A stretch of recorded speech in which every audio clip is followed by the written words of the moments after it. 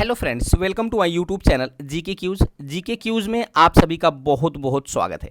एक बार फिर मैं आपके सामने उपस्थित हूँ। बीपीएससी TRE 3.0 का जो री एग्जाम होने वाला है, जो कि फ्रेंड्स 19 से लेकर के 22 के बीच यानी 19 से 22 जुलाई के बीच में प्रस्तावित है। इसको मद्देनजर रखते हुए मैं आपके सामने आज एक स्पेशल वीडियो लेकर आया हूँ करंट अफेयर्स का। और आज हम इस वीडियो में पूरे करंट अफेयर्स यानी कह सकते हैं कि पूरे लगभग एक साल यानी एक साल के करंट अफेयर्स को मैं कवर करने वाला हूं, पूरे डिटेल के साथ कवर करने वाला हूं। याद रखिएगा फ्रेंड्स, पूरा यह वीडियो जो होने वाला ना एक मैराथन क्लास होने वाला है, जो आपके एग्जाम के दृष्टिकोण से काफ़ी अति महत्वपूर्ण हो जाता है। क्योंकि आपको पता है फ्रेंड्स कि आपके एग्जाम में लगभग 13 से 14 प्रश्न जो होते हैं ना, वो करंट अफेयर्स से पूछे जाते हैं। तो याद रखिएगा, यदि आप इस वीडियो को पूरा देख लेते हो ना फ्रेंड्स, तो ये अकेला वीडियो आपको 6 से 7 नंबर देके जाने वाला है। तो इसलिए फ्रेंड्स वीडियो को शुरू से अंत तक जरूर देखिएगा, और अंत में अगर वीडियो की क्वालिटी और कंटेंट अच्छा लगेगा तब चैनल को सब्सक्राइब करते हुए बेल आइकन दबाना मत भूलिएगा, ताकि जो भी मैं वीडियो अपलोड करूंगा उसका नोटिफिकेशन आपके पास पहुंच सकेगा। तो चलिए शुरुआत करते हैं पहले क्वेश्चन से। पहला क्वेश्चन आपके स्क्रीन पर कह रहा है कि 17वां इंडियन प्रीमियम लीग 2024 का खिताब किसने जीता है। तो याद रखिएगा फ्रेंड्स, 17वें इंडियन प्रीमियम लीग की 2024 के खिताब की बात करें तो इसको जीत लिया है कोलकाता नाइट राइडर्स ने। यानी इस क्वेश्चन का जो विकल्प हो जाएगा, विकल्प नंबर सी बिल्कुल सही हो जाएगा। कोलकाता ने फ्रेंड्स हैदराबाद को हरा करके 8 विकेट से हरा करके ये खिताब अपने नाम किया है। तो ये भी चीज़ें आपको याद रखनी है। अच्छा, वहीं डिटेल की बात करें तो याद रखिएगा, IPL 2024 का जो फाइनल मैच था वो कोलकाता नाइट राइडर्स और सनराइज हैदराबाद के बीच खेला गया था। KKR की टीम ने यह मैच 8 विकेट से जीता था। और इस बार का जो 17वां सीजन आयोजित किया गया था, नहीं IPL का 17वां सीजन इस बार आयोजित किया गया था, जिसको किसने जीत लिया था, तो कोलकाता नाइट राइडर्स ने। अच्छा, रनर अप कौन रही है? रनर अप का मतलब होता है फ्रेंड्स कि कौन टीम उप विजेता रही, तो हैदराबाद रही है। और उप विजेता के साथ इनको 12.5 करोड़ रुपए की राशि प्रदान किया गया है। वहीं पर्पल कैप किसे मिला है? तो पर्पल कैप पहली बार दिया किसको जाता है? तो IPL के एक टूर्नामेंट में सर्वाधिक विकेट लेने वाले खिलाड़ी को पर्पल कैप दिया जाता है। और इस बार वर्ष 2024 का जो 17वां संस्करण खेला गया था, इसमें हर्षल पटेल ने सबसे ज़्यादा विकेट लिया था, इसलिए हर्षल पटेल को दिया गया था फ्रेंड्स पर्पल कैप, जिन्होंने 24 विकेट लिया था। वहीं ऑरेंज कैप की बात करें तो फ्रेंड्स ऑरेंज कैप किसको दिया जाता है? तो ऑरेंज कैप जो है ना, IPL के एक टूर्नामेंट में सबसे ज़्यादा रन बनाने वाले खिलाड़ी को ऑरेंज कैप दिया जाता है। तो इस बार सबसे ज़्यादा रन कौन बनाया था? तो ये बनाया था विराट कोहली ने, जिन्होंने कुल 741 रन बनाए थे, इसलिए इनको दिया गया था ऑरेंज कैप। ठीक है ना। अच्छा, अब बात कर लेते हैं IPL के कुछ और फैक्ट की। IPL का प्रथम संस्करण कब शुरू हुआ था? तो फ्रेंड्स 2008 में। याद रखिएगा, पहला संस्करण IPL का 2008 में खेला गया था, और इसमें कुल 8 टीमों ने हिस्सा लिया था। ठीक है। अच्छा, पहला IPL का खिताब किसने जीता था? तो राजस्थान रॉयल ने जीता था। और अगर मैं बात करूं कि जो हाल ही में संपन्न हुआ है IPL 2024, इसका फाइनल मैच कहां खेला गया था? ये खेला गया था MA चिदम्बरम स्टेडियम में खेला गया था। ठीक है ना, जिसे चेपक स्टेडियम के नाम से भी जाना जाता है, जो कि चेन्नई तमिलनाडु में स्थित है। ये भी चीजें आपको याद रखनी है। अच्छा, इस बार का कौन सा संस्करण था? तो 17वां संस्करण खेला गया था, और इस बार कुल 10 टीमों ने हिस्सा लिया था, जबकि पहला संस्करण जो हुआ था उसमें कुल 8 टीमों ने हिस्सा लिया था, और विजेता रही थी राजस्थान रॉयल। ये भी चीजें आपको याद रखनी है। आगे बढ़ते हैं फ्रेंड्स अगले क्वेश्चन की तरफ। काफी महत्वपूर्ण प्रश्नों की श्रृंखला है। प्रश्न कह रहा है कि स्पेस में जाने वाले पहले भारतीय मूल के पर्यटक कौन बने हैं? तो याद रखिएगा फ्रेंड्स, स्पेस में यानी अंतरिक्ष में जाने वाले पहले भारतीय मूल के पर्यटक बन गए हैं गोपी थोटाकुरा। कौन बन गए? गोपी थोटाकुरा। यानी इस क्वेश्चन का जो विकल्प हो जाएगा, विकल्प नंबर बी बिल्कुल सही हो जाएगा। ठीक है। डिटेल की बात करें तो पायलट गोपी थोटाकुरा पर्यटक के रूप में अंतरिक्ष की यात्रा करने वाले पहले भारतीय बन गए हैं। बात करें तो इन्होंने अमेजन के संस्थापक जेफ बेजोस की अंतरिक्ष ब्लू ओरिजिन के न्यू शेफर्ड 25 यानी NS-25 मिशन के लिए चालक दल के हिस्से के रूप में अंतरिक्ष में गए हुए हैं। तो ये भी चीजें आपको याद रखनी है। ठीक है ना। चलिए आगे बढ़ते हैं फ्रेंड्स अगले क्वेश्चन की तरफ। काफी महत्वपूर्ण प्रश्नों की श्रृंखला है। प्रश्न कह रहा है कि कांस फिल्म फेस्टिवल 2024 में ग्रैंड प्रिक्स जीतने वाली पहली भारतीय फिल्म निर्माता कौन बनी है? तो कांस फिल्म फेस्टिवल 2024 में पहली बार भारतीय फिल्म निर्माता बनी है कौन? तो याद रखिएगा वो कौन है फ्रेंड्स। तो इस क्वेश्चन का जो विकल्प हो जाएगा, विकल्प नंबर ए बिल्कुल सही हो जाएगा, पायल कपाड़िया। कौन जीता है फ्रेंड्स? पायल कपाड़िया। याद रखिएगा, किसी भी प्रश्न में अगर पहली, पहला और पहले लग जाता है तो वह आपके एग्जाम के लिए काफी अति महत्वपूर्ण प्रश्न हो जाता है। डिटेल की बात करें तो पायल कपाड़िया कांस फिल्म फेस्टिवल में ग्रैंड प्रिक्स पुरस्कार जीतने वाली पहली भारतीय बन गई हैं। अच्छा, किस फिल्म के लिए इनको यह पुरस्कार दिया गया है? तो इनको दिया गया है all we imagine as light. क्या फिल्म का नाम है? All we imagine as light के लिए दिया गया है, जिसके डायरेक्टर रही हैं पायल कपाड़िया, जिन्होंने यह खिताब अपने नाम किया है। आगे बढ़ते हैं फ्रेंड्स, अगला क्वेश्चन आपके सामने। अगला प्रश्न आपके सामने कह रहा है कि हाल ही में जारी वर्ल्ड प्रेस फ्रीडम इंडेक्स 2024 में भारत को 180 देशों में कौन सा स्थान मिला है? तो याद रखिएगा फ्रेंड्स, भारत को 159वां स्थान प्रदान किया गया है, यानी 159। जो अभी हाल ही में वर्ल्ड प्रेस फ्रीडम इंडेक्स 2024 जारी किया गया है, इसमें भारत को 159वां स्थान प्रदान किया गया है। ठीक है ना। अच्छा, इस रिपोर्ट को कौन जारी करता है? तो फ्रेंड्स, इस रिपोर्ट को रिपोर्टर्स विदाउट बॉर्डर्स के द्वारा जारी किया जाता है। अगर मैं भारत के स्थान की बात करूं तो भारत कितने स्थान पे है? तो भारत 159वें स्थान पे है कुल 180 देशों की सूची में, जबकि पहले स्थान पे नॉर्वे है, दूसरे स्थान पे डेनमार्क और तीसरे पे स्वीडन है। ये भी चीजें आपको याद रखनी है। ठीक है ना। अच्छा, एक प्रश्न और आपको याद रखना है कि वर्ल्ड प्रेस फ्रीडम डे कब मनाया जाता है? तो फ्रेंड्स, प्रतिवर्ष याद रखिएगा 3 मई को वर्ल्ड प्रेस फ्रीडम डे मनाया जाता है। तो ये भी चीजें आपको याद रखनी पड़ेंगी। देखिए फ्रेंड्स, सारे के सारे जो प्रश्न है काफी अति महत्वपूर्ण चुनिंदा प्रश्न है और डिटेल वाइज मैंने कवर किया है। तो वीडियो को लाइक जरूर कर दीजिएगा और चैनल को सब्सक्राइब करते हुए बेल आइकन दबाना मत भूलिएगा। आगे बढ़ते हैं फ्रेंड्स, अगला क्वेश्चन आपके सामने कह रहा है कि माउंट एवरेस्ट को फतह करने वाली सबसे उम्र दराज भारतीय महिला कौन बनी है? तो माउंट एवरेस्ट को फतह करने वाली सबसे उम्र दराज भारतीय महिला बन गई हैं ज्योति आत्रे। कौन बन गई हैं? ज्योति आत्रे बन गई हैं। यानी इस क्वेश्चन का जो विकल्प हो जाएगा फ्रेंड्स, विकल्प नंबर ए बिल्कुल सही हो जाएगा। ठीक है ना। डिटेल की बात करें तो मध्य प्रदेश की उद्यमी और फिटनेस उत्साही ज्योति आत्रे माउंट एवरेस्ट फतह करने वाली सबसे उम्र दराज भारतीय महिला बन गई हैं। यह 55 वर्षीय पर्वतारोही 19 मई 2024 को शिखर पर पहुंची थी। ठीक है ना। अच्छा, बात आई है माउंट एवरेस्ट की। तो जो माउंट एवरेस्ट है ना फ्रेंड्स, ये विश्व की सबसे ऊंची पर्वत चोटी है ना, जिसकी ऊंचाई कितनी है? तो 8,848.86 मीटर इसकी ऊंचाई है। तो ये भी चीजें आपको याद रखना। अच्छा, वहीं भारत की, अच्छा एक चीज और माउंट एवरेस्ट से याद रखिएगा, माउंट एवरेस्ट को नेपाल में किस नाम से जाना जाता है? तो माउंट एवरेस्ट को नेपाल में सागर माथा के नाम से जाना जाता है। तो ये भी प्रश्न आपके एग्जाम में पूछा जा सकता है। तो ये चीजें आपको याद रखना है।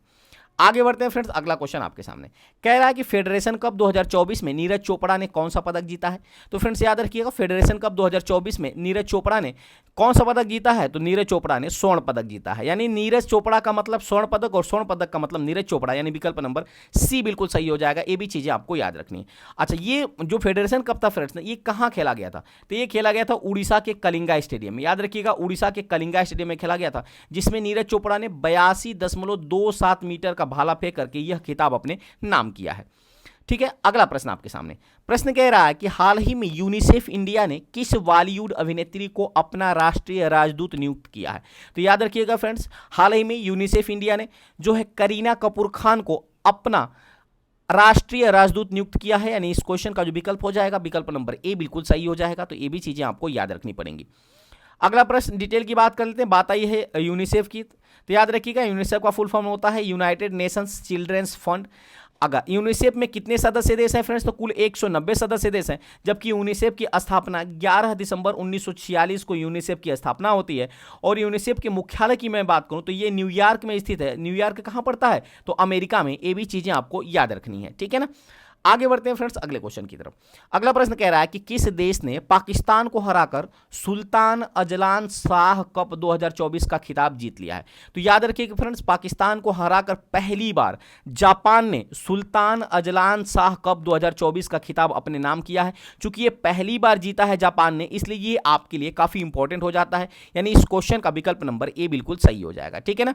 डिटेल की बात करते हैं तो इसका आयोजन कहां किया गया था फ्रेंड्स? तो आयोजन किया गया था मलेशिया हॉकी परिसंघ के द्वारा इसका आयोजन किया गया था और इसमें 6 देशों की पुरुष हॉकी टीम ने हिस्सा लिया था। ठीक है ना।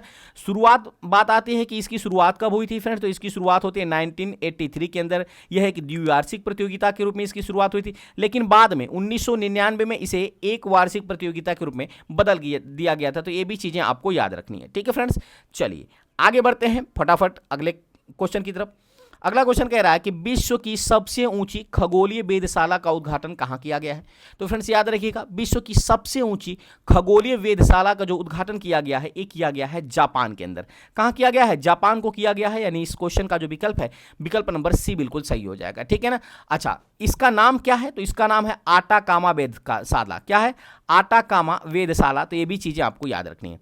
डिटेल की बात करें तो टोक्यो विश्वविद्यालय आटाकामा वेधशाला का हाल ही में उद्घाटन किया है, जिसकी ऊंचाई यानी कितनी ऊंचाई पर स्थित है? तो 18,500 फीट की ऊंचाई पर स्थित है। तो ये भी चीजें आपको याद रखनी है। अगला प्रश्न आपके सामने कह रहा है कि दुनिया की सबसे ऊंची चोटी माउंट एवरेस्ट को सर्वाधिक बार फतह करने का रिकॉर्ड किसने बनाया है। तो फ्रेंड्स ये प्रश्न तो सबके जुबान पे होना चाहिए कि दुनिया की सबसे ऊंची चोटी माउंट एवरेस्ट है और उसको सर्वाधिक बार फतह करने का रिकॉर्ड अपने नाम किया है कामी रीता शेरपा ने। किसने किया है? कामी रीता शेरपा ने। यानी इस क्वेश्चन का जो विकल्प हो जाएगा विकल्प नंबर बी बिल्कुल सही हो जाएगा। ठीक है ना। अच्छा, डिटेल की बात करते हैं तो नेपाल की कामी रीता शेरपा ने 29 बार माउंट एवरेस्ट पे चढ़कर अपना ही विश्व रिकॉर्ड तोड़ा है। ठीक है ना। माउंट एवरेस्ट की बात करें तो ये दुनिया की सबसे ऊंची चोटी है जिसकी ऊंचाई 8,848.86 मीटर है। अच्छा, फीट की बात करें तो 29,031.69 फीट इसकी ऊंचाई होने वाली। ठीक है ना। अच्छा, अगर प्रश्न पूछ ले कि माउंट एवरेस्ट पे चढ़ने वाली पहली महिला कौन थी तो वो थी फ्रेंड्स जुंको ताबेई। कौन थी? जुंको ताबेई, जो कि माउंट एवरेस्ट पे चढ़ने वाली पहली महिला थी जिन्होंने 16 मई 1975 को शिखर पर चढ़ी थी। अच्छा, ये कहाँ की रहने वाली थी? तो ये जापान की रहने वाली थी। तो ये भी चीजें आपको याद रखना है। लेकिन अगर पूछे कि माउंट एवरेस्ट पे चढ़ने वाली पहली भारतीय महिला कौन थी तो वो थी फ्रेंड्स बछेंद्री पाल। कौन थी? बछेंद्री पाल, जिन्होंने 23 मई 1984 को माउंट एवरेस्ट पर चढ़कर फतेह हासिल की थी। ठीक है ना। चलिए आगे बढ़ते हैं अगले प्रश्न की तरफ। अगला प्रश्न आपके सामने कह रहा है कि हाल ही में किस देश ने अपनी नई करेंसी जारी किया है। तो फ्रेंड्स याद रखिएगा, अभी हाल ही ने जिम्बाब्वे ने जिग नामक अपनी करेंसी जारी किया है। तो इस क्वेश्चन का जो विकल्प है विकल्प नंबर बी बिल्कुल सही हो जाएगा। तो ये भी चीजें आपको याद रखनी है। अच्छा, अगला प्रश्न लगे हाथ देख लेते हैं। आईसीसी पुरुष T20 विश्व कप 2024 का ब्रांड एम्बेसडर किसे बनाया गया है। तो फ्रेंड्स याद रखिएगा, आईसीसी पुरुष T20 विश्व कप 2024 का ब्रांड एम्बेसडर किसे बनाया गया है। तो अकॉर्डिंग टू ऑप्शन की बात करें तो इसमें विकल्प नंबर बी बिल्कुल सही हो जाएगा, युवराज सिंह को। ठीक है ना। हालांकि इनके अलावा फ्रेंड्स जो है शाहिद अफरीदी को, युवराज सिंह, क्रिस गेल और उसेन बोल्ट, इन 4 लोगों को ब्रांड एम्बेसडर बनाया गया है। लेकिन अकॉर्डिंग टू ऑप्शन क्या सही हो जाएगा? युवराज सिंह सही हो जाएगा। ठीक है ना। शाहिद अफरीदी कौन है? तो पाकिस्तान के बल्लेबाज हैं जो कि पूर्व बल्लेबाज है। Yuvraj Singh in team India के पूर्व ऑलराउंडर थे। Chris Gayle West Indies team के सलामी बल्लेबाज हैं। सबसे महत्वपूर्ण नाम आपको याद रखना है Usain bolt. Usain bolt friends ने, इनका संबंध क्रिकेट से नहीं है ना, बल्कि ये अंतर्राष्ट्रीय धावक है जिन्होंने 8 बार के ओलंपिक स्वर्ण पदक जीता है। जिनको देखिए, ये आपकी इमेज दिखाई दे रहा है। ठीक है ना। जिनको फ्रेंड्स आईसीसी पुरुष T20 वर्ल्ड कप 2024 का ब्रांड एम्बेसडर बनाया गया है। ठीक है ना। याद रखिएगा, वह दुनिया के सबसे तेज धावक हैं, जमैका के निवासी हैं। तो ये भी चीजें आपको याद रखनी पड़ेंगी। ठीक है ना। ये नाम आपको भूलना नहीं है। आगे बढ़ते हैं फ्रेंड्स। बात आई है आईसीसी की, तो आईसीसी का फुल फॉर्म होता है इंटरनेशनल क्रिकेट काउंसिल। ठीक है ना। जिसकी स्थापना होती है 15 जून 1909 में स्थापना होती है। मुख्यालय दुबई, जो कि संयुक्त अरब अमीरात के अंदर स्थित है। और वर्तमान में आईसीसी में कुल कितने सदस्य देश हैं? तो 108 हैं। चेयरमैन है ग्रेग बर्कले जो कि न्यूजीलैंड के हैं, जबकि सीईओ हैं जियोफ एलार्डिस ऑस्ट्रेलिया के। तो ये भी चीजें आपको याद रखनी पड़ेंगी। ठीक है ना। आगे बढ़ते हैं फ्रेंड्स अगले क्वेश्चन की तरफ। अगला क्वेश्चन कह रहा है कि किस जर्मन लेखिका को उनकी पुस्तक कैरोस के लिए अंतर्राष्ट्रीय बुकर पुरस्कार 2024 से सम्मानित किया गया है। तो याद रखिएगा फ्रेंड्स, ये कौन है? तो ये है फ्रेंड्स जेनी एरपनबेग। कौन है? जेनी एरपनबेग। यानी इस क्वेश्चन का जो विकल्प हो जाएगा विकल्प नंबर ए बिल्कुल सही हो जाएगा। जिनको कैरोस के लिए, याद रखिएगा, इनके उपन्यास का नाम क्या है? कैरोस। इसके लिए वर्ष 2024 वाला अंतर्राष्ट्रीय बुकर पुरस्कार से सम्मानित किया गया है। ठीक है ना। अच्छा, डिटेल की बात करें तो याद रखिएगा, जर्मन लेखिका जेनी एरपनबेग और अनुवादक माइकल हॉफमैन ने अपने उपन्यास कैरोस के लिए प्रतिष्ठित अंतर्राष्ट्रीय बुकर पुरस्कार जीता है। अंतर्राष्ट्रीय बुकर पुरस्कार की बात करें तो फ्रेंड्स इसे पहले मैन बुकर अंतर्राष्ट्रीय पुरस्कार के नाम से जाना जाता था, जबकि यूनाइटेड किंगडम में ये आयोजित किया जाता है और ये एक अंतर्राष्ट्रीय साहित्यिक पुरस्कार भी है। ठीक है ना। अच्छा, किस देश के द्वारा प्रदान किया जाता है? तो यूके के द्वारा। अच्छा, बुकर पुरस्कार फाउंडेशन के द्वारा इसको प्रदान किया जाता है। साथ ही साथ इसमें 50,000 यूरो की राशि भी प्रदान की जाती है। तो ये भी चीजें आपको याद रखनी है। आगे बढ़ते हैं फ्रेंड्स। प्रथम पुरस्कार कब दिया गया था? तो ये दिया गया था 2005 में। अच्छा, वर्ष 2022 का दिया गया था किसको? तो वर्ष 2022 का अंतर्राष्ट्रीय बुकर पुरस्कार दिया गया था गीतांजलि श्री को। किसको? इनके उपन्यास टॉम्ब ऑफ सैंड के लिए। याद रखिएगा, टॉम्ब ऑफ सैंड के लिए दिया गया था। ये भी चीजें आपको याद रखना है। अच्छा, वहीं 2023 वाला अंतर्राष्ट्रीय बुकर पुरस्कार दिया गया था बुल्गारिया के लेखक हैं जार्जी गोस्पोडिनो को। ठीक है ना। अच्छा, इनके उपन्यास, कौन सा उपन्यास था? जार्जी गोस्पोडिनो को, जिनके लिए वर्ष 2023 का इनको दिया गया था जो है फ्रेंड्स अंतर्राष्ट्रीय बुकर पुरस्कार। ठीक है ना। तो जल्दी से कमेंट फटाफट करके बता दीजिए कि कौन सा उपन्यास था। ठीक है ना। इस उपन्यास का नाम था टाइम शेल्टर। याद रखिएगा, टाइम शेल्टर के लिए दिया गया था। तो ये भी चीजें आपको याद रखनी है।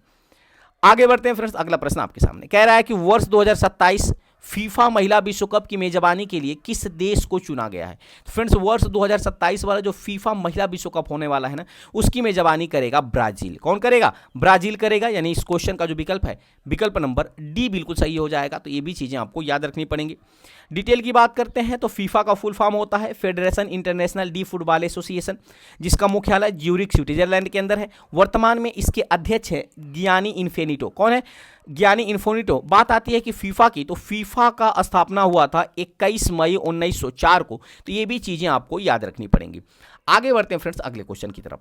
अगला प्रश्न है कि अपने सभी ग्लेशियर को खोने वाला विश्व का पहला देश कौन बन गया है?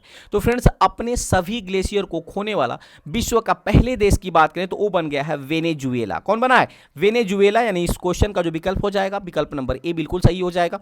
अच्छा, डिटेल की बात करें तो वेनेजुएला ने हाल ही में एक महत्वपूर्ण पर्यावरणीय मील का पत्थर देखा है, जो जलवायु संकट की एक गंभीर वास्तविकता को दर्शाता है। ठीक है ना? यह देश आधुनिक इतिहास में संभवतः यह पहला देश बन गया है जिसने अपने सभी ग्लेशियरों को खो दिया है। तो ये भी चीजें आपको याद रखनी है।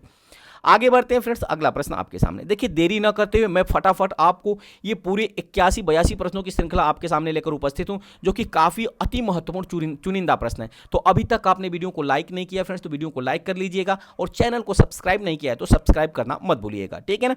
चलिए वीडियो को आगे बढ़ाते हुए अगले प्रश्न की तरफ बढ़ते हैं। अगला प्रश्न है कि विश्व आर्थिक मंच यानी वर्ल्ड इकोनॉमिक फोरम द्वारा प्रकाशित विश्व आर्थिक मंच के यात्रा एवं पर्यटन सूचकांक 2024 में भारत की रैंक क्या है?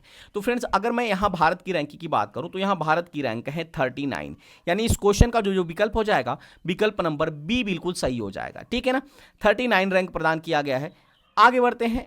डिटेल की बात करें तो याद रखिएगा, विश्व आर्थिक मंच द्वारा हाल ही में जारी यात्रा और पर्यटन विकास सूचकांक में 2024 में 119 देशों में भारत को 29वां स्थान प्रदान किया गया है।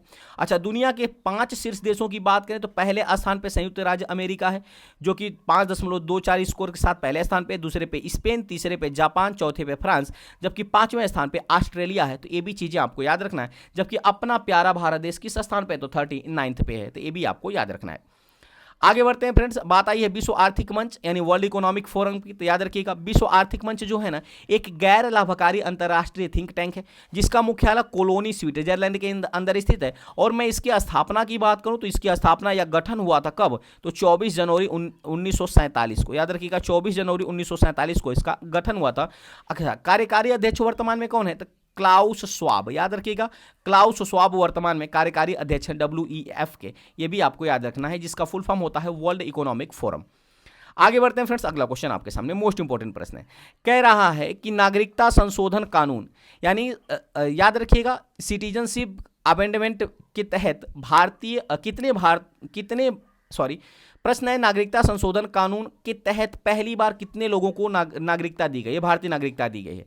तो फ्रेंड्स पहली बार दी गई है 14 लोगों को। किसको दी गई है? 14 लोगों को। यानी इस क्वेश्चन का विकल्प नंबर बी बिल्कुल सही हो जाएगा। ठीक है ना? अच्छा, डिटेल की बात करें तो CAA जो है ना, पाकिस्तान, अफगानिस्तान, बांग्लादेश से 6 गैर दस्तावेज यानी गैर मुस्लिम समुदायों जैसे हिंदू, सिख, बौद्ध, जैन, पारसी और ईसाई को धर्म के आधार पर नागरिकता प्रदान करता है, जिन्होंने 31 दिसंबर 2014 को या उससे पहले भारत में प्रवेश किया है। ठीक है ना? यानी कह सकते हैं कि अल्पसंख्यकों को यहां दिया जाता है, केवल मुस्लिमों को छोड़ करके। ठीक है ना? जो पाकिस्तान से आए हुए हैं अल्पसंख्यक हैं, जो अफगानिस्तान से आए हुए हैं या बांग्लादेश से आए हुए हैं अल्पसंख्यक, यानी हिंदू, सिख, बौद्ध, जैन, पारसी और ईसाइयों को भारत में जो कि 31 दिसंबर 2014 से पहले आए हुए हैं, तो उनको धर्म के आधार पर नागरिकता दी जा सकती है। ठीक है ना? और 14 लोगों को इस बार दिया भी गया है। आगे बढ़ते हैं फ्रेंड्स। अगला क्वेश्चन आपके सामने। प्रश्न कह रहा है कि संयुक्त राष्ट्र संघ की असेंबली में किसे अस्थायी सदस्य बनाने का प्रस्ताव पास हुआ है? तो याद रखिएगा फ्रेंड्स, अभी हाल ही में एक प्रस्ताव पास हुआ है संयुक्त राष्ट्र संघ की असेंबली में, जिसमें फिलीपींस को, याद रखिएगा फिलिस्तीन को अस्थायी सदस्य बनाने का प्रस्ताव पास हुआ है। यानी इस क्वेश्चन का जो विकल्प हो जाएगा, विकल्प नंबर ए बिल्कुल सही हो जाएगा। ठीक है ना? अच्छा, बात आई है फ्रेंड्स की संयुक्त राष्ट्र की। तो संयुक्त राष्ट्र की स्थापना 1945 में हुई थी। मुख्यालय न्यूयॉर्क सिटी USA के अंदर स्थित है, और वर्तमान में UN में कुल 193 देश हैं। तो ये भी चीजें आपको याद रखनी है। आगे बढ़ते हैं फ्रेंड्स। अगला क्वेश्चन आपके सामने कह रहा है कि राष्ट्रपति द्रौपदी मुर्मू ने दिव्यांग social activist doctor KS Rajanna को किस पुरस्कार से अलंकृत किया है? तो फ्रेंड्स डॉक्टर रजन्ना को ना अभी दिया गया है कौन सा पुरस्कार, तो वो दिया गया है पद्मश्री। कौन सा दिया गया है, पद्मश्री दिया गया है। तो ये भी चीजें याद रखना है, विकल्प नंबर ए बिल्कुल सही हो जाएगा। ठीक है, अच्छा डिटेल की बात करें तो याद रखिएगा फ्रेंड्स, राष्ट्रपति द्रौपदी मुर्मू, दिव्यांग व्यक्तियों के लिए एक काम करने वाली समर्पित सामाजिक कार्यकर्ता डॉक्टर के.एस. रजन्ना को पद्मश्री से सम्मानित किया है। के.एस. रजन्ना जो है ना फ्रेंड्स, ये बचपन में पोलियो के कारण अपने हाथ और पैर दोनों खो चुके थे। ठीक है ना, अच्छा बात करें तो इस बार 5 लोगों को पद्म विभूषण दिया गया है, 17 लोगों को पद्म भूषण, जबकि 110 लोगों को पद्मश्री दिया गया है। अगर आप इसको जोड़ते हैं तो कुल 132 पद्म पुरस्कार दिए गए और 134 लोगों को दिया गया। ठीक है ना, अच्छा 2 जो पुरस्कार दिए गए ना वो ड्यूअल कैटेगरी में दिए गए हैं। तो ये भी चीजें आपको याद रखनी है कि 132 पुरस्कार दिए गए हैं 134 लोगों को, और 2 जो दिए गए हैं वो ड्यूअल कैटेगरी में दिए गए। बात आई पद्म पुरस्कार की, तो याद रखिएगा देश की सर्वोच्च नागरिक पुरस्कारों में से एक है, 3 श्रेणियों में प्रदान किया जाता है, अर्थात पद्म विभूषण, पद्म भूषण और पद्मश्री। ये भी चीजें आपको याद रखनी है। ठीक है ना, अच्छा अगला प्रश्न आपके सामने कह रहा है कि हाल ही में किस अभिनेता को लता दीनानाथ मंगेशकर पुरस्कार 2024 से सम्मानित किया गया है। तो फ्रेंड्स याद रखिएगा अभी हाल ही में अमिताभ बच्चन जी को लता दीनानाथ मंगेशकर पुरस्कार 2024 से सम्मानित किया गया है, यानी इस क्वेश्चन का विकल्प नंबर सी बिल्कुल सही हो जाएगा। ठीक है ना, अगला प्रश्न आपके सामने कह रहा है कि लॉरियस स्पोर्ट अवार्ड 2024 में किस खिलाड़ी ने world sport women of the year का पुरस्कार जीता है। तो फ्रेंड्स याद रखिएगा ये जीत लिया है एताना बोनमार्टी ने। किसने जीता है, एतना बोनमार्टी ने, यानी इस क्वेश्चन का जो विकल्प है विकल्प नंबर बी बिल्कुल सही हो जाएगा, जिन्होंने लॉरियस स्पोर्ट अवार्ड 2024 जीता है, यानी world sport women of the year का पुरस्कार जीत लिया है। अच्छा सर वर्ष का अगर बात करें कि पुरुष का किसने जीता है, तो पुरुष का जीता है नोवाक जोकोविच ने।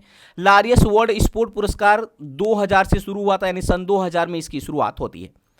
अगला प्रश्न आपके सामने फ्रेंड्स काफी महत्वपूर्ण प्रश्न है, आईपीएल के इतिहास में 200 से अधिक विकेट लेने वाले गेंदबाज कौन बन गए हैं, तो बन गए हैं युजवेंद्र चहल, यानी इस क्वेश्चन का जो विकल्प है विकल्प नंबर बी बिल्कुल सही हो जाएगा। अच्छा एक लेटेस्ट क्वेश्चन आपको मैं बता दूं फ्रेंड्स कि आईपीएल के इतिहास में सबसे ज्यादा छक्का लगाने वाले खिलाड़ी बन गए हैं रोहित शर्मा, जिन्होंने 200 छक्के लगा चुके हैं। सॉरी आईपीएल के इतिहास में नहीं बल्कि T20 की बात करें तो T20 में सबसे ज़्यादा छक्का लगाने वाले खिलाड़ी ना, अभी कल ही ऑस्ट्रेलिया से जो मैच हुआ था उसमें इन्होंने अलग 8 छक्के मार करके रिकॉर्ड अपने नाम किया है। आगे बढ़ते हैं फ्रेंड्स, अगला क्वेश्चन आपके सामने प्रश्न कह रहा है कि भारत की सबसे बड़ी जलवायु घड़ी किस शहर में शुरू की गई है। तो फ्रेंड्स भारत की सबसे बड़ी जो जलवायु घड़ी है ना, इसको दिल्ली में अभी शुरू किया गया हाल ही में, यानी इस क्वेश्चन का जो विकल्प है विकल्प नंबर ए बिल्कुल सही हो जाएगा।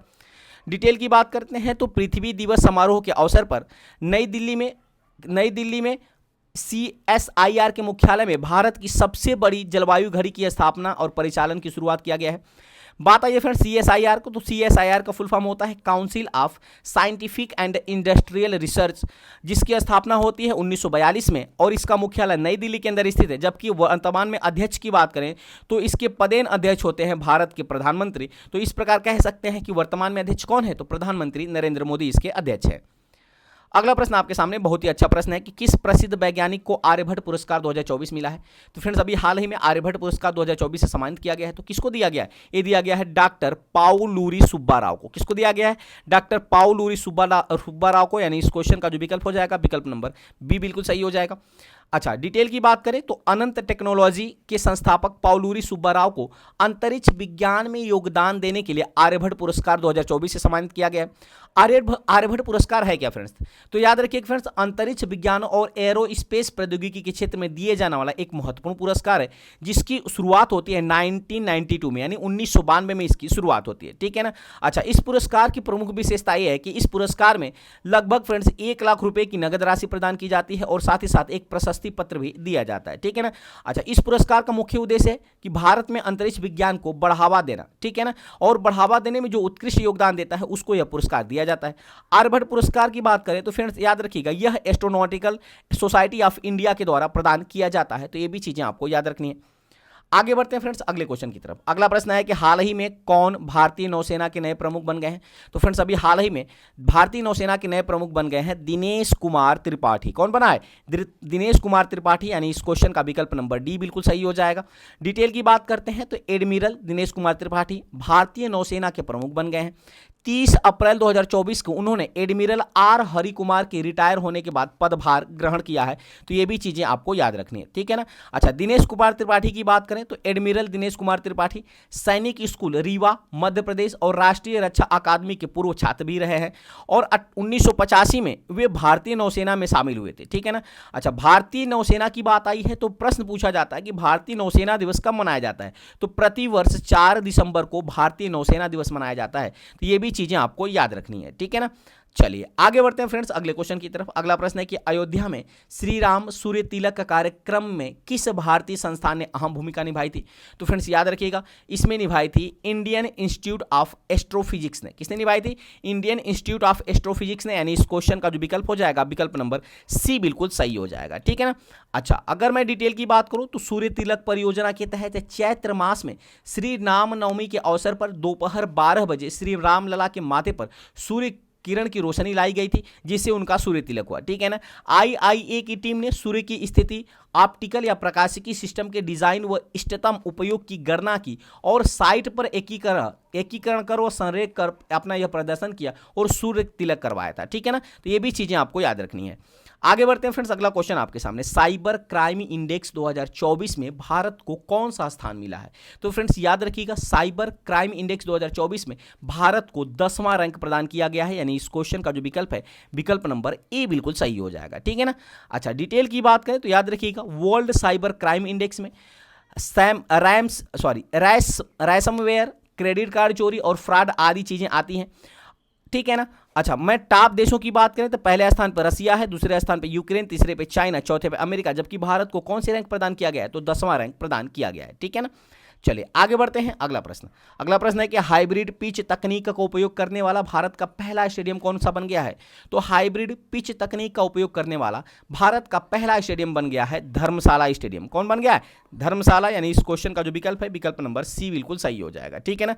अच्छा, हाइब्रिड पिच क्या होता है फ्रेंड्स? तो याद रखिएगा, हाइब्रिड जो पिच है ना, एक ऐसी पिच होती है जिसे नेचुरल टर्फ या आर्टिफिशियल फाइबर से तैयार किया जाता है और यह पिच जो होती है ना काफी टिकाऊ होती है। तो ये भी चीजें आपको याद रखनी है। आगे बढ़ते हैं फ्रेंड्स, अगला क्वेश्चन आपके सामने कह रहा है, भारत के किस राज्य में विश्व का सबसे बड़ा रिन्यूएबल एनर्जी पार्क बनाया जाएगा। तो भारत के अंदर विश्व का सबसे बड़ा रिन्यूएबल एनर्जी पार्क कहां बनाया जाएगा? तो ये बनाया जाएगा फ्रेंड्स गुजरात के अंदर। कहां बनाया जाएगा? गुजरात के अंदर। यानी इस क्वेश्चन का जो विकल्प है विकल्प नंबर सी बिल्कुल सही हो जाएगा। अच्छा, अगर मैं डिटेल की बात करूं तो अडानी समूह के द्वारा Adani green energy limited Gujarat के कच्छ जिले में खेवड़ा में स्थित विश्व का सबसे बड़ा रिन्यूएबल एनर्जी पार्क बना रही है। अगर मैं इस पार्क की लंबाई चौड़ाई की बात करें तो इसके पार्क की जो क्षेत्रफल होने वाला है वो 538 वर्ग किलोमीटर होने वाला है। तो ये भी चीजें आपको याद रखनी है। आगे बढ़ते हैं फ्रेंड्स, अगला प्रश्न काफी अति महत्वपूर्ण प्रश्न है। चुनाव आयोग ने मतदाताओं को प्रोत्साहित करने के लिए किस अभिनेता को एम्बेसडर नियुक्त किया था। तो याद रखिएगा फ्रेंड्स, अभी हाल ही में चुनाव आयोग ने मतदाताओं को प्रोत्साहित करने के लिए उन्होंने आयुष्मान खुराना को अपना नया ब्रांड एम्बेसडर नियुक्त किया था। यानी इस क्वेश्चन का जो विकल्प है विकल्प नंबर ए बिल्कुल सही हो जाएगा, ठीक है ना। अच्छा, डिटेल की बात करें तो बात आया है भारत निर्वाचन आयोग की। तो याद रखिएगा, भारत निर्वाचन आयोग जो है ना, यह एक अस्थायी संवैधानिक निकाय है जिसकी स्थापना हुई थी 25 जनवरी 1950 को। याद रखिएगा, 25 जनवरी को स्थापना होने की वजह से ही फ्रेंड्स प्रतिवर्ष 25 जनवरी को याद रखिएगा मतदाता दिवस के रूप में भी मनाया जाता है। तो ये भी चीजें आपको याद रखनी है, ठीक है ना। अच्छा, भारतीय संविधान के भाग 15 में चुनाव आयोग का उल्लेख है, ठीक है ना। अच्छा, उसके बाद बात करें कि किस अनुच्छेद में है, तो अनुच्छेद 324 से अनुच्छेद 329 के तहत चुनाव आयोग और उनके सदस्यों की शक्तियों, कार्यकाल, पात्रता आदि का वर्णन किया गया है अनुच्छेद 324 से अनुच्छेद 329 के तहत, ठीक है ना। अच्छा, अगर मैं इसके सचिवालय की बात करूं तो इसका सचिवालय कहां है? तो नई दिल्ली के अंदर स्थित है। ये भी चीजें आपको याद रखनी पड़ेंगी, ठीक है फ्रेंड्स। चलिए आगे बढ़ते हैं। अगला प्रश्न आपके सामने कह रहा है, लक्षद्वीप में शाखा खोलने वाला पहला निजी बैंक कौन बन गया है। तो फ्रेंड्स लक्षद्वीप में शाखा खोलने वाला पहला निजी बैंक बन गया है HDFC बैंक। यानी इस क्वेश्चन का जो विकल्प है विकल्प नंबर बी बिल्कुल सही हो जाएगा, ठीक है ना। चलिए आगे बढ़ते हैं, डिटेल की बात करते हैं। तो याद रखिएगा, भारत के निजी क्षेत्र के बैंक HDFC ने 11 अप्रैल 2024 को लक्षद्वीप के कवरत्ती द्वीप पर एक शाखा खोला है अभी हाल ही में। इसके साथ ही HDFC बैंक लक्षद्वीप केंद्र शासित प्रदेश में शाखा रखने वाला भारत का निजी क्षेत्र का पहला बैंक बन गया है। अच्छा, बात आई है HDFC की। तो HDFC की स्थापना कब हुई थी फ्रेंड्स? तो 1994 के अंदर में, जिसका मुख्यालय नई दिल्ली के अंदर स्थित है। तो ये भी चीजें आपको याद रखनी पड़ेंगी। आगे बढ़ते हैं फ्रेंड्स, अगला क्वेश्चन आपके सामने कह रहा है कि वर्ष 2024 में कितने भारतीयों को मरणोपरांत भारत रत्न प्रदान किया गया था। याद रखिएगा, प्रश्न में कंफ्यूज मत होइएगा, ये मरणोपरांत भारत रत्न की बात कर रहा है। वैसे तो कुल 5 लोगों को दिया गया है फ्रेंड्स, लेकिन कितने मरणोपरांत दिए गए, तो 4 दिए गए, जबकि एक दिया गया है लाल कृष्ण आडवाणी को, जो कि जीवित व्यक्ति हैं। ये भी आपको याद रखना है, ठीक है ना। बात आई है भारत रत्न की, तो याद रखिएगा भारत रत्न की जो शुरुआत होती है फ्रेंड्स ना, वो होती है 2 जनवरी 1954 को, जो कि पूर्व राष्ट्रपति राजेंद्र प्रसाद के द्वारा की गई थी, ठीक है ना।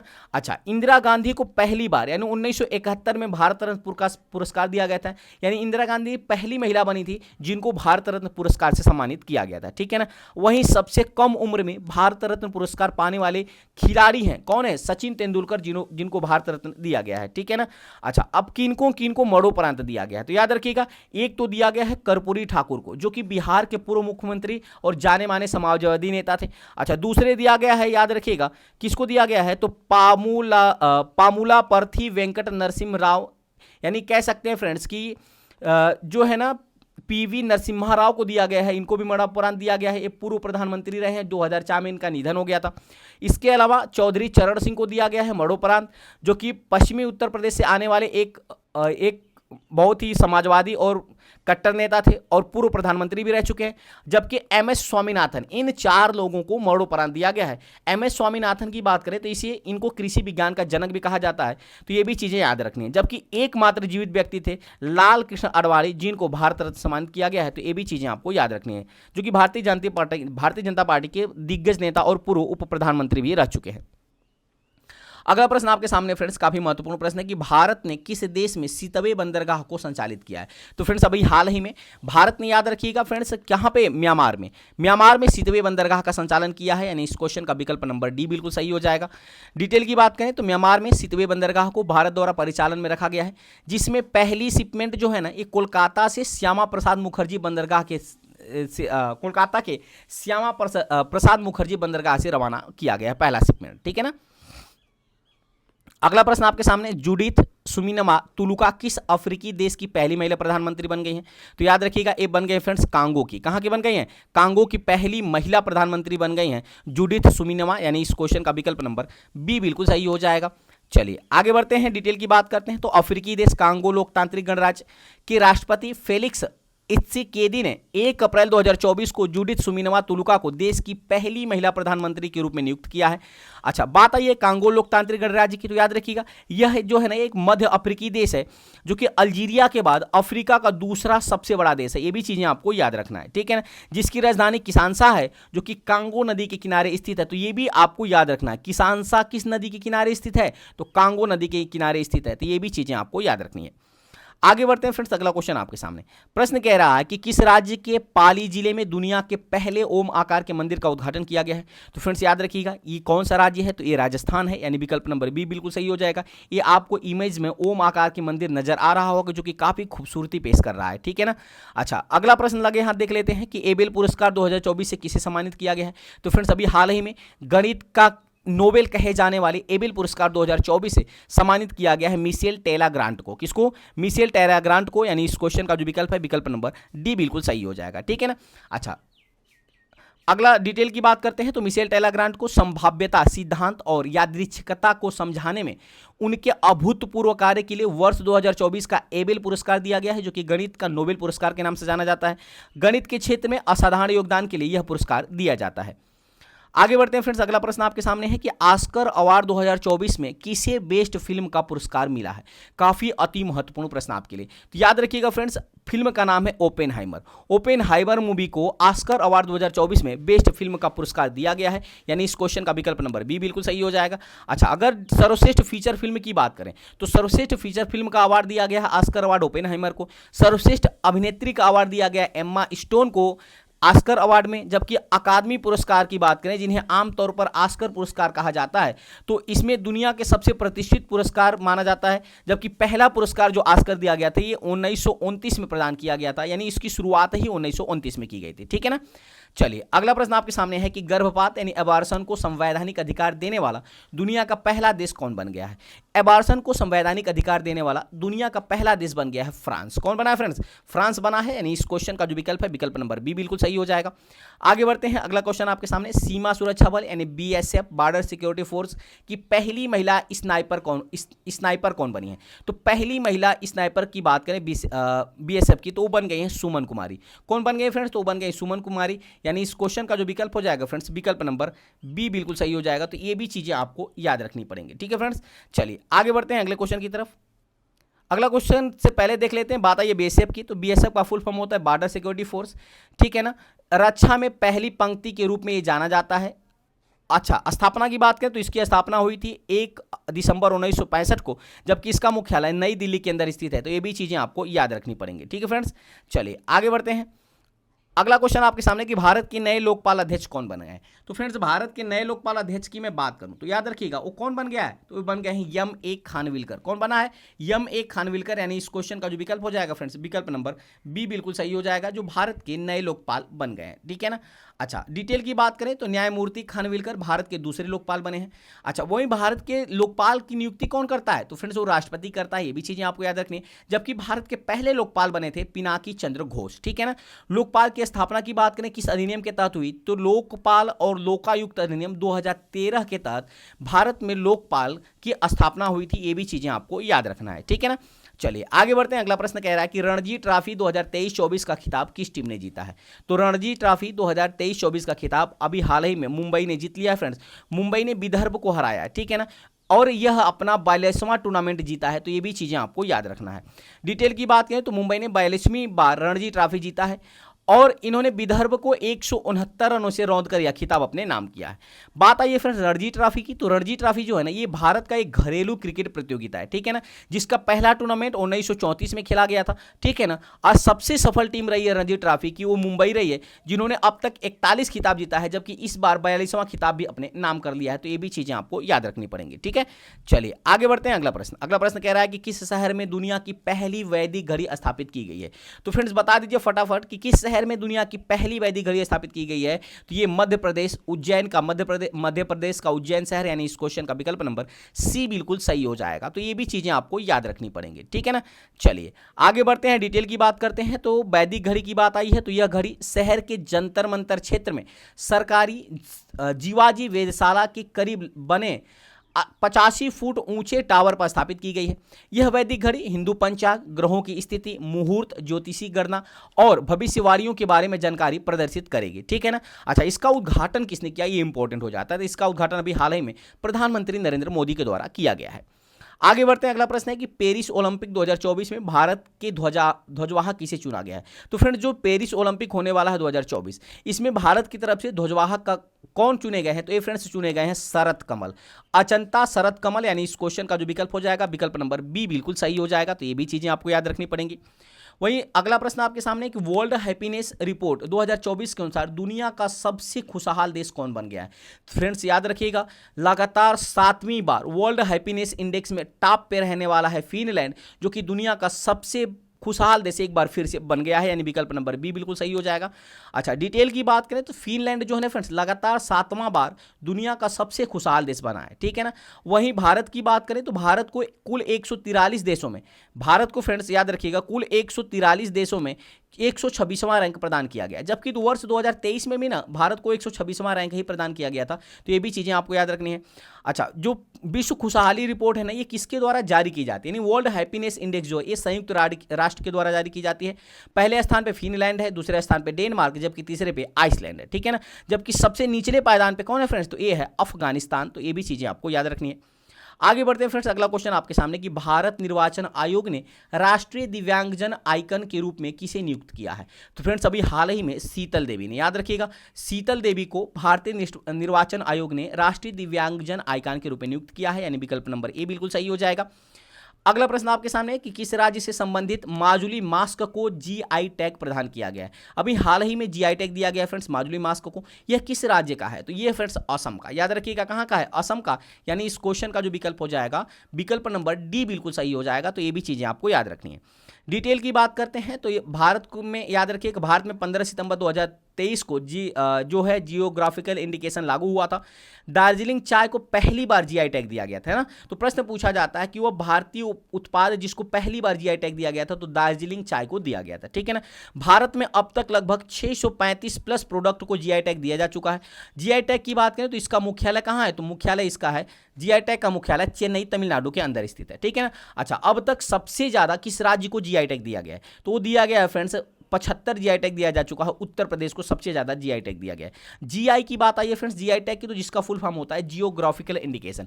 जो फ्रेंड्स ना किसी पर्टिकुलर स्थान पे या देश में या राष्ट्र में या फिर राज्य में एक अच्छे से किस्म के एक उत्पादन को दर्शाता है और उसको बढ़ावा देने का काम करता है।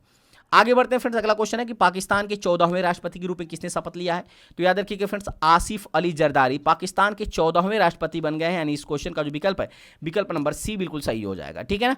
आगे बढ़ते हैं, पाकिस्तान की पीपुल्स पार्टी के सह अध्यक्ष आसिफ अली जरदारी जो है ना, ये पाकिस्तान के 14वें राष्ट्रपति बन गए हैं। अगला प्रश्न है कि भारतीय बैंक संघ यानी आईबीए के नए चेयरमैन कौन बने हैं, तो भारतीय बैंक संघ के नए चेयरमैन की बात करें फ्रेंड्स, तो याद रखिएगा वो कौन बन गया है, तो वो बन गए हैं एमबी राव। कौन बना है, एमबी राव। यानी इस क्वेश्चन का विकल्प नंबर डी बिल्कुल सही हो जाएगा। डिटेल की बात करें तो आईबीए का फुल फॉर्म होता है इंडियन बैंक एसोसिएशन, जो कि भारत में कार्यरत बैंकों और वित्तीय संस्थाओं का एक संघ है, इंडियन बैंक एसोसिएशन, ठीक है ना, जिसका गठन हुआ था 26 सितंबर 1946 को। मुख्यालय मुंबई महाराष्ट्र के अंदर स्थित है, ये भी आपको याद रखना है। अगला प्रश्न आपके सामने है कि 71वीं मिस वर्ल्ड 2024 का खिताब जीतने वाली क्रिस्टीना पिस्कोवा किस देश की हैं। काफी मोस्ट इंपॉर्टेंट प्रश्न आपके सामने फ्रेंड्स, तो याद रखिएगा क्रिस्टीना पिस्कोवा जो कि 71वीं मिस वर्ल्ड खिताब जीती हैं 2024 वाला, ये चेक रिपब्लिक की है, नहीं चेक गणराज्य की। यानी इस क्वेश्चन का जो विकल्प है, विकल्प नंबर डी बिल्कुल सही हो जाएगा, ठीक है ना। अच्छा, क्या भारत की तरफ से कोई मिस वर्ल्ड जीता है, अच्छा भारत की तरफ से पहली मिस वर्ल्ड कौन बनी थी, ये प्रश्न आपसे पूछा जा सकता है। ये बनी थी रीता फारिया, याद रखिएगा कौन बनी थी, तो रीता फारिया बनी थी। आगे बढ़ते हैं, 2024 की बात करें मिस वर्ल्ड जो 71वीं हुआ था, 71वें क्रम का, वो इसका आयोजन मुंबई के जियो वर्ल्ड सेंटर में आयोजित किया गया था। मिस वर्ल्ड की बात करें तो सबसे पुरानी मौजूदा अंतर्राष्ट्रीय सौंदर्य प्रतियोगिता है और इसे 1951 में एरिक मोरले द्वारा यूनाइटेड किंगडम में बनाया गया था, ठीक है ना। जिसके मुख्यालय कहाँ स्थित है, तो लंदन यानी यूके के अंदर इसका मुख्यालय स्थित है। तो ये भी चीजें आपको याद रखनी है। अगला प्रश्न है कि मिस वर्ल्ड ह्यूमैनिटेरियन अवार्ड से किसे सम्मानित किया गया है, तो मिस वर्ल्ड ह्यूमैनिटेरियन अवार्ड जो है फ्रेंड्स ये सम्मानित किया गया है नीता अंबानी को। किसको सम्मानित किया गया है, नीता अंबानी को। यानी इस क्वेश्चन का जो विकल्प हो जाएगा, विकल्प नंबर ए बिल्कुल सही हो जाएगा, ठीक है ना। चलिए अगला प्रश्न है कि ऑस्कर अवार्ड 2024 में सर्वश्रेष्ठ अभिनेता का अवार्ड किसने जीता है। तभी फ्रेंड्स हाल ही में ऑस्कर अवार्ड 2024 दिया गया है और इसमें सर्वश्रेष्ठ अभिनेता की बात करें तो इसका खिताब किसने जीता है, तो फ्रेंड्स इसका खिताब जीत लिया है किलियन मर्फी ने। किसने जीता है, किलियन मर्फी ने। इस क्वेश्चन का विकल्प नंबर बी बिल्कुल सही हो जाएगा। डिटेल की बात करें तो ऑस्कर अवार्ड में सर्वश्रेष्ठ फीचर फिल्म का अवार्ड ओपेनहाइमर ने जीता है। सर्वश्रेष्ठ पुरुष अभिनेता का खिताब जीता है किलियन मर्फी, जो कि ओपेनहाइमर मूवी के लिए इनको दिया गया है। वहीं सहायक भूमिका में सर्वश्रेष्ठ पुरुष अभिनेता का खिताब किसने जीता है, तो रॉबर्ट डाउनी जूनियर ने। इनकी मूवी ओपेनहाइमर के लिए ऑस्कर अवार्ड दिया गया है। वहीं सर्वश्रेष्ठ अभिनेत्री का अवार्ड जीत लिया एम्मा स्टोन ने अपनी मूवी पुअर थिंग्स के लिए। तो ये भी चीजें आपको याद रखनी है क्योंकि ये आपके लिए काफी इंपॉर्टेंट हो जाता है, यहां से आपके एग्जाम में प्रश्न पूछा ही जाता है। अगला प्रश्न आपके सामने से पहले और डिटेल देख लेते हैं। तो यह पुरस्कार जो ऑस्कर अवार्ड है ना फ्रेंड्स, ये संयुक्त राज्य अमेरिका का कैलिफोर्निया में स्थित academy of motion pictures art and sciences के द्वारा प्रदान किया जाता है।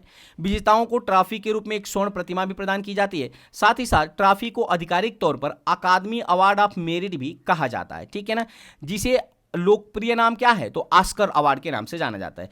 पहली बार यह पुरस्कार 1929 में प्रदान किया गया था। तो ये भी चीजें आपको याद रखनी पड़ेंगी, ठीक है फ्रेंड्स। चलिए आगे बढ़ते हैं। अगला प्रश्न कह रहा है कि भारत की पहली अंडर वाटर मेट्रो का उद्घाटन प्रधानमंत्री मोदी ने किस राज्य में किया है, तो सबको पता है फ्रेंड्स, अभी हाल ही में पश्चिम बंगाल राज्य में पहली अंडर वाटर मेट्रो का उद्घाटन प्रधानमंत्री मोदी के द्वारा किया गया है। डिटेल की बात करते हैं तो भारत की पहली under water metro tunnel Kolkata में हावड़ा मैदान को एक्सप्लेनेड को जोड़ेगी, ठीक है ना। कोलकाता मेट्रो के इस फेज के एक बार शुरू हो जाने के बाद हावड़ा देश का सबसे गहरा मेट्रो स्टेशन बन जाएगा ना, जो सतह से 32 से 33 मीटर नीचे स्थित होगा। अच्छा, किस नदी पर ये ट्रायल किया गया फ्रेंड्स, यानी किस नदी पे हरी झंडी दिखाया गया है, तो हुगली नदी पर।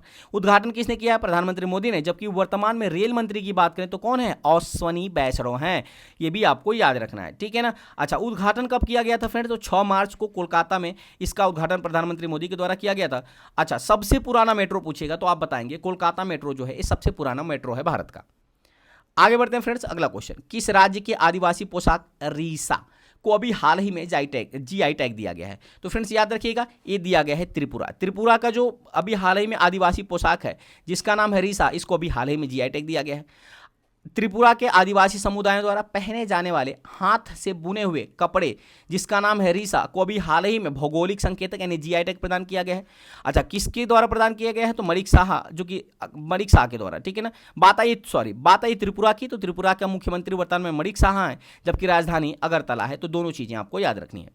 आगे बढ़ते हैं फ्रेंड्स, अगला प्रश्न आपके सामने, भारत के किस प्रसिद्ध स्टेडियम का नाम बदल करके निरंजन शाह स्टेडियम रखा गया है, तो फ्रेंड्स भारत का जो कौन सा स्टेडियम है, तो याद रखिएगा ये हो जाए friends Saurashtra cricket stadium.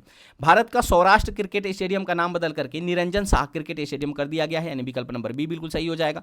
Niranjan Shah cricket stadium की बात करें तो जिसे पहले सौराष्ट्र क्रिकेट एसोसिएशन स्टेडियम के नाम से जाना जाता था, जिसे खंडेरी क्रिकेट स्टेडियम भी कहा जाता था, ये भी चीज़ें आपको याद रखनी है, ठीक है ना।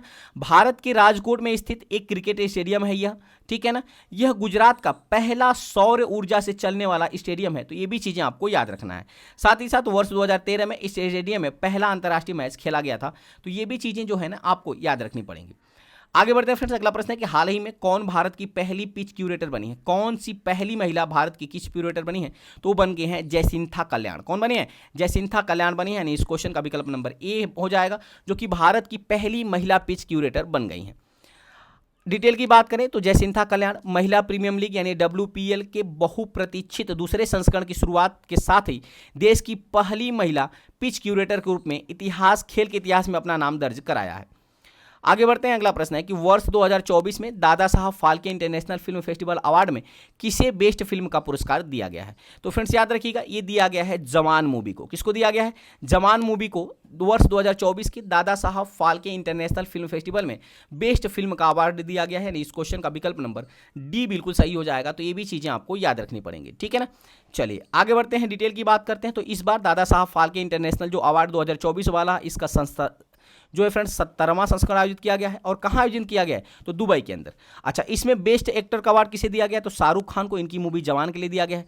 वहीं बेस्ट एक्ट्रेस का अवार्ड किसे दिया गया है, तो रानी मुखर्जी को दिया गया है मिस्टर चटर्जी एंड बनाम नार्वे मूवी के लिए। जबकि बेस्ट फिल्म का अवार्ड जवान को दिया गया है दादा साहब फाल्के इंटरनेशनल पुरस्कार में, और बेस्ट डायरेक्टर का अवार्ड दिया गया है संदीप रेड्डी वेंगा को एनिमल मूवी के लिए। तो ये भी चीज़ें आपको याद रखनी पड़ेंगी। आगे बढ़ते हैं फ्रेंड्स, अगला क्वेश्चन है कि बाफ्टा अवार्ड 2024 में किसे बेस्ट फिल्म का पुरस्कार मिला है, तो बाफ्टा अवार्ड 2024 में बेस्ट फिल्म का जो पुरस्कार की बात करें फ्रेंड्स, तो याद रखिएगा ये किसको प्रदान किया गया है, तो ये प्रदान किया गया है ओपेनहाइमर मूवी को। किसको दिया गया है, ओपेनहाइमर मूवी को, यानी इस क्वेश्चन का विकल्प नंबर बी बिल्कुल सही हो जाएगा, ठीक है ना। अच्छा, डिटेल की बात करें बाफ्टा अवार्ड की, तो बाफ्टा का फुल फॉर्म होता है ब्रिटिश एकेडमी फिल्म अवार्ड, इसका फुल फॉर्म है। इस समारोह में क्रिस्टोफर नोलन की फिल्म ओपेनहाइमर ने सबसे अधिक 7 अवार्ड जीते हैं, ठीक है ना। अच्छा, बेस्ट डायरेक्टर का अवार्ड किसको दिया गया है, तो क्रिस्टोफर नोलन को दिया गया है। सर्वश्रेष्ठ अभिनेता का अवार्ड किसको दिया गया है, तो किलियन मर्फी को दिया गया है। जबकि सर्वश्रेष्ठ सहायक अभिनेता का अवार्ड दिया गया है रॉबर्ट डाउनी जूनियर को। तो ये भी चीज़ें आपको याद रखना है बाफ्टा अवार्ड में, ठीक है ना। आगे बढ़ते हैं, अगला प्रश्न है कि भारत रत्न सम्मान पाने वाले 50वें शख्स कौन बने हैं, तो फ्रेंड्स भारत रत्न पुरस्कार पाने वाले 50वें शख्स बन गए हैं लाल कृष्ण आडवाणी। कौन बने हैं, लाल कृष्ण आडवाणी, यानी इस क्वेश्चन का विकल्प नंबर डी बिल्कुल सही हो जाएगा। आगे बढ़ते हैं, बात आई है भारत रत्न की, तो भारत रत्न जो है ना ये भारत देश का सर्वोच्च नागरिक पुरस्कार है, जिसकी स्थापना 2 जनवरी 1954 को स्थापना हुई थी, ठीक है ना। अच्छा, वर्ष 2024 में फ्रेंड्स ये 5 लोगों को दिया गया था। एक तो कर्पूरी ठाकुर जो कि बिहार के पूर्व मुख्यमंत्री और समाजवादी नेता, दूसरे लाल कृष्ण आडवाणी जो कि बीजेपी के उप प्रधानमंत्री, चौधरी चरण सिंह को, PV नरसिम्हा राव और MS स्वामीनाथन, जिनको फ्रेंड्स कृषि का जनक माना जाता है, कृषि विज्ञान का जनक, ठीक है ना, भारत के अंदर हरित क्रांति का जनक माना जाता है। तो इन 5 लोगों को दिया गया था 2024 में भारत रत्न, ठीक है ना। अगला प्रश्न आपके सामने कह रहा है कि हाल ही में जारी वर्ष 2023 की भ्रष्टाचार अवधारणा सूचकांक में भारत 180 देशों में कौन सा स्थान मिला है भारत को? तो याद रखिएगा फ्रेंड्स, भारत को 93वां स्थान प्रदान किया गया है। वर्ष 2023 में जो भ्रष्टाचार अवधारणा सूचकांक जारी किया गया है, इसमें कुल 180 देशों में भारत को कौन सा स्थान प्रदान किया गया है? तो 93वां स्थान प्रदान किया गया है। डिटेल की बात करें तो इसको कौन जारी करता है फ्रेंड्स? इसको जारी करता है ट्रांसपेरेंसी इंटरनेशनल के द्वारा। 1993 में स्थापित यह एक अंतर्राष्ट्रीय गैर सरकारी संगठन है जिसका मुख्यालय बर्लिन जर्मनी के अंदर स्थित है। भारत की रैंक की बात करें तो वर्ष 2023 में 180 देशों में भारत को 93वां स्थान पर रखा गया। शीर्ष 3 देशों में पहले स्थान पे कौन है? डेनमार्क, दूसरे स्थान पे फिनलैंड, जबकि तीसरे स्थान पे न्यूजीलैंड है। तो ये भी चीजें आपको याद रखनी पड़ेंगी, ठीक है फ्रेंड्स। चलिए आगे बढ़ते हैं अगले प्रश्न की तरफ। अगला प्रश्न है कि ऑस्ट्रेलियन ओपन 2024 में महिला एकल का खिताब किसने जीता है? तो ऑस्ट्रेलियन ओपन 2024 में महिला एकल का खिताब जीत लिया है फ्रेंड्स, याद रखिएगा किसने जीता है? तो एरिना सबलेंका ने। यानी इस क्वेश्चन का जो विकल्प है, विकल्प नंबर ए बिल्कुल सही हो जाएगा, ठीक है फ्रेंड्स। चलिए अगर डिटेल की बात करें तो महिला एकल विजेता एरिना सबलेंका कहां की रहने वाली हैं? तो ये बेलारूस की रहने वाली हैं, जिन्होंने ऑस्ट्रेलियन ओपन के फाइनल में चीन की झेंग किनवेन को हराकर लगातार अपना दूसरा ग्रैंड स्लैम हासिल किया है, ठीक है ना। अब अगर प्रश्न पूछ लिया जाए कि ऑस्ट्रेलियन ओपन 2024 में यानिक सिनर ने किसे हराकर का अपना पुरुष एकल का खिताब जीता है? तो वो डेनियल मेदवेदेव को। किसको हराया है? डेनियल मेदवेदेव को। यानी ऑस्ट्रेलियन ओपन में यानिक सिनर 2024 में पुरुष एकल का खिताब जीता है। इस प्रश्न का ये भी आपको जानना है, ठीक है ना। वहीं पुरुष युगल का खिताब किसने जीता है ऑस्ट्रेलियन ओपन में? तो याद रखिएगा ये इंपॉर्टेंट आपके लिए हो जाता है, क्योंकि इसमें भारत के मशहूर टेनिस खिलाड़ी रोहन बोपन्ना भी शामिल है, ठीक है ना। साथ ही साथ ऑस्ट्रेलिया के मैथ्यू एबडेन की जोड़ी ने ऑस्ट्रेलियन ओपन 2024 में पुरुष युगल का खिताब जीत लिया है, ठीक है ना। इसलिए आपके लिए इंपॉर्टेंट हो जाता है। आगे बढ़ते हैं फ्रेंड्स, अगला प्रश्न आपके सामने। आईसीसी अवार्ड 2023 में किस पुरुष क्रिकेटर को साल का सर्वश्रेष्ठ खिलाड़ी का पुरस्कार दिया गया है? तो याद रखिएगा फ्रेंड्स, ये दिया गया है पैट कमिंस को। ऑस्ट्रेलिया के खिलाड़ी हैं पैट कमिंस, जिनको आईसीसी अवार्ड 2023 में पुरुष क्रिकेटर को साल का सर्वश्रेष्ठ खिलाड़ी का पुरस्कार दिया गया है। डिटेल की बात करें तो अंतर्राष्ट्रीय क्रिकेट परिषद की ओर से साल 2023 के लिए अवार्ड का ऐलान कर दिया गया और इसमें ऑस्ट्रेलिया के कप्तान पैट कमिंस को सर्वश्रेष्ठ पुरुष क्रिकेटर चुना गया है, ठीक है ना। अच्छा, ODI men's cricketer of the year किसको दिया गया? तो विराट कोहली को दिया गया, जो कि भारत के खिलाड़ी है। जबकि मेंस टी20 क्रिकेटर ऑफ द ईयर दिया गया सूर्य कुमार यादव को, ये भी भारत के ही खिलाड़ी है। आगे बढ़ते हैं फ्रेंड्स, अगला क्वेश्चन आपके सामने। भारत के पहले स्किल इंडिया सेंटर का उद्घाटन कहां किया गया है? तो भारत के पहले स्किल इंडिया सेंटर का उद्घाटन किया गया है संबलपुर में। कहां किया गया है? संबलपुर में किया गया है। नहीं, इस क्वेश्चन का जो विकल्प हो जाएगा, विकल्प नंबर बी बिल्कुल सही हो जाएगा। अच्छा, डिटेल की बात करें तो भारत का पहला skill India international centre Bhubaneswar में स्थापित किया जाएगा, जहां पे युवाओं को प्रशिक्षित किया जाएगा, ठीक है ना। चलिए आगे बढ़ते हैं। अगला प्रश्न है कि हेनले पासपोर्ट इंडेक्स 2024 में भारत की रैंक क्या है? तो फ्रेंड्स याद रखिएगा, हेनले पासपोर्ट इंडेक्स 2024 में अगर मैं भारत की रैंक की बात करूं तो फ्रेंड्स भारत की रैंक जो है ना, ये हो जाएगी 80। कौन सी हो जाएगी फ्रेंड्स? 80 हो जाएगी। यानी इस क्वेश्चन का जो विकल्प कोई नहीं है, बल्कि इसका आंसर क्या होगा? 80 होगा। तो ये भी आपको याद रखना है। डिटेल की बात करें तो हेनले पासपोर्ट इंडेक्स किसके द्वारा जारी किया जाता है? तो फ्रेंड्स ये जारी किया जाता है हेनले एंड पार्टनर्स के द्वारा। वर्ष 2024 के हेनले पासपोर्ट इंडेक्स में दुनिया भर के 6 देशों ने शीर्ष स्थान हासिल किया है, ठीक है ना। दुनिया के सबसे शक्तिशाली पासपोर्ट में France, Germany, Italy, Spain, Japan और सिंगापुर के पासपोर्ट शामिल हैं। जबकि भारत की रैंक है ना, वर्ष 2024 के हेनले पासपोर्ट इंडेक्स में कितनी रही है? 80 स्थान पे। जबकि पिछले वर्ष यानी वर्ष 2023 में भारत की कितनी रही थी? तो 85वें स्थान पर रहा था। तो ये भी चीज़ें आपको याद रखनी है। आगे बढ़ते हैं फ्रेंड्स, अगला क्वेश्चन है कि 58वां ज्ञानपीठ पुरस्कार से किसे सम्मानित किया गया है? तो फ्रेंड्स ये जो है ना, प्रसिद्ध उर्दू कवि गुलजार और जगत गुरु रामभद्राचार्य को 58वां ज्ञानपीठ पुरस्कार सम्मानित किया गया है। यानी कह सकते हैं कि इस क्वेश्चन का जो विकल्प हो जाएगा, विकल्प नंबर डी बिल्कुल सही हो जाएगा, ए और बी दोनों, ठीक है ना। अच्छा, डिटेल की बात करें तो संपूर्ण सिंह कालरा, जिन्हें गुलजार के नाम से भी जाना जाता है, हिंदी सिनेमा के एक प्रसिद्ध हस्ती और उच्च सम्मानित उर्दू कवि हैं, जिन्होंने अपने समय में सर्वश्रेष्ठ कवियों में से एक कवि माना जाता था। इनको दिया गया है यह पुरस्कार। साथ ही साथ रामभद्राचार्य, जो कि 74 वर्ष के वर्तमान में हो चुके हैं और एक प्रसिद्ध हिंदू आध्यात्मिक नेता, साथ ही साथ शिक्षक और लेखक भी हैं। वह चित्रकूट के तुलसी पीठ के संस्थापक के प्रमुख भी हैं, ठीक है ना। अभी तक इन्होंने 4 महाकाव्यों सहित लगभग 240 से अधिक किताबें किताबों और ग्रंथ लिखा है जिनको फ्रेंड्स 58वां ज्ञानपीठ पुरस्कार से सम्मानित किया गया है, तो ये भी चीज़ें आपको याद रखनी है। बात आया फ्रेंड्स ज्ञानपीठ पुरस्कार, तो याद रखिएगा यह भारत का सबसे पुराना और सबसे प्रतिष्ठित साहित्यिक पुरस्कार है जिसकी स्थापना 1961 में हुई थी। उन भारतीय लेखकों को दिया जाता है जो भारत के संविधान की 8वीं अनुसूची में शामिल भारतीय भाषाओं और अंग्रेजी भाषा में लिखे दिया जाता है, यानी कह सकते हैं कि कुल 24 भाषाओं के लिए इसको दिया जाता है, ठीक है ना। यह पुरस्कार मरणोपरांत नहीं दिया जाता है, तो ये भी चीज़ें आपको याद रखनी है। आगे बढ़ते हैं फ्रेंड्स, अगला क्वेश्चन आपके सामने कह रहा है ग्रैमी अवार्ड 2024 में बेस्ट ग्लोबल म्यूजिक एल्बम का अवार्ड किसने जीता है। तो ग्रैमी अवार्ड 2024 में बेस्ट ग्लोबल म्यूजिक एल्बम का जो अवार्ड जीत लिया फ्रेंड्स, वो जीत लिया है द मोमेंट ने। किसने जीता है? द मोमेंट ने, यानी इस क्वेश्चन का जो विकल्प है विकल्प नंबर ए बिल्कुल सही हो जाएगा।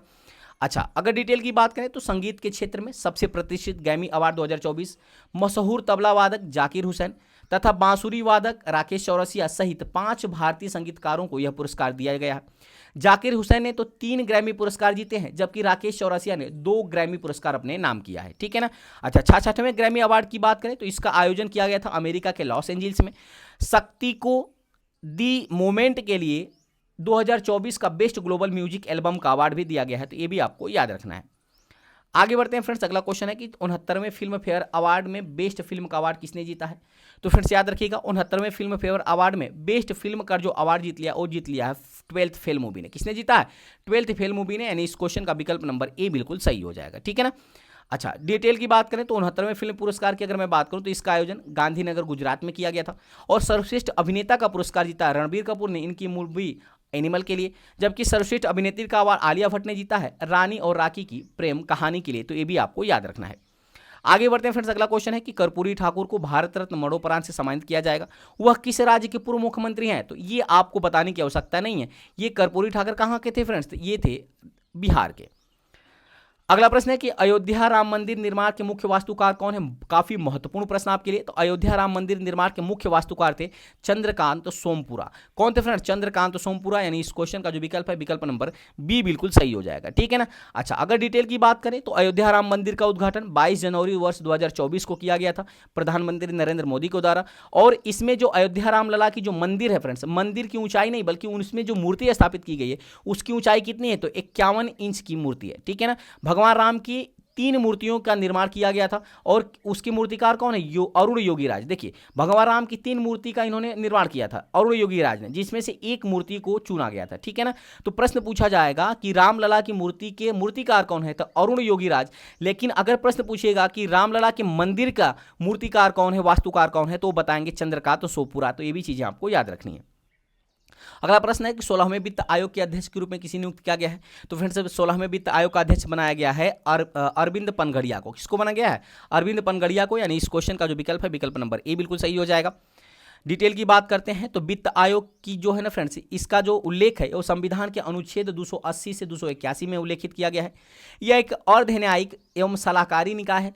16वें वित्त आयोग के सचिव की बात करें तो ऋत्विक रंजनम पांडे को नियुक्त किया गया। अगर अध्यक्ष पूछेगा तो अरविंद पनगड़िया, अगर सचिव पूछेगा तो ऋत्विक रंजनम पांडे, ठीक है ना। अच्छा, वित्त आयोग का गठन किसके द्वारा किया जाता है? तो ये किया जाता है राष्ट्रपति के द्वारा। तो ये भी चीजें आपको याद रखनी है। आगे बढ़ते हैं फ्रेंड्स, अगला क्वेश्चन है कि फोर्ब्स की हाल ही में रिपोर्ट के अनुसार दुनिया की सबसे मजबूत करेंसी कौन सी बन गई है। तो फ्रेंड्स अभी हाल ही में फोर्ब्स ने एक रिपोर्ट जारी की है जिसमें दुनिया की सबसे मजबूत करेंसी बन गई है कुवैती दिनार। कौन बनी है? कुवैती दिनार बनी है। इस क्वेश्चन का विकल्प नंबर बी बिल्कुल सही हो जाएगा। चलिए आगे बढ़ते हैं। विश्व की सबसे मजबूत करेंसी की लिस्ट में टॉप पर कौन है? तो कुवैती दिनार है। एक कुवैती दिनार जो है ना, ये 3 रुपये 25 पैसे यानी $3.25 के बराबर हो गया है, ठीक है ना। यानी भारतीय रुपयों की बात करें तो 270.05 रुपये के बराबर हो गया। दूसरे स्थान पे कौन सा दिनार है? तो बहरीन दिनार है। तो ये भी चीजें आपको याद रखनी है। अगला प्रश्न है कि सर्वश्रेष्ठ फीफा पुरुष खिलाड़ी 2023 का पुरस्कार किसने जीता है। तो सर्वश्रेष्ठ फीफा पुरुष खिलाड़ी 2023 का जो खिताब जीत लिया फ्रेंड्स, ये जीत लिया है लियोनेल मेसी ने। किसने जीता है? लियोनेल मेसी ने। यानी इस क्वेश्चन का जो विकल्प है विकल्प नंबर सी बिल्कुल सही होगा। तो ये भी चीजें आपको याद रखनी पड़ेंगी, ठीक है ना। डिटेल की बात करें, बात आई है फीफा की, तो फीफा का फुल फॉर्म होता है federation international D football association, जिसे आमतौर पर फीफा के नाम से जाना जाता है। फुटबॉल का ये अंतर्राष्ट्रीय नियंत्रण निकाय है ना, जो फीफा के तहत जितने भी फुटबॉल प्रतियोगिता होते हैं ना उनको ऑर्गेनाइज करता है, जिसका मुख्यालय ज्यूरिख स्विट्जरलैंड के अंदर स्थित है और वर्तमान में फीफा के अध्यक्ष है जियानी इन्फेनिटो। तो ये भी चीजें आपको याद रखनी है। आगे बढ़ते हैं फ्रेंड्स, अगला क्वेश्चन है कि श्री राम जन्मभूमि परिषद में रामलला का प्राण प्रतिष्ठा कार्यक्रम कब किया गया था? तो आप सबको पता है फ्रेंड्स, ये 22 जनवरी 2024 को किया गया था, यानी इस क्वेश्चन का जो विकल्प है, विकल्प नंबर सी बिल्कुल सही हो जाएगा।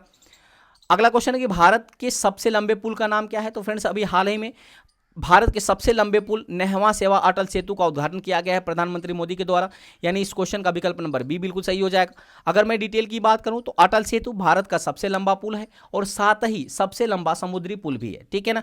इस पुल की लंबाई लगभग 21.8 किलोमीटर है, ठीक ना फ्रेंड्स, और ये 6 लेन वाला पुल है, ये भी आपको याद रखना है, ठीक है ना।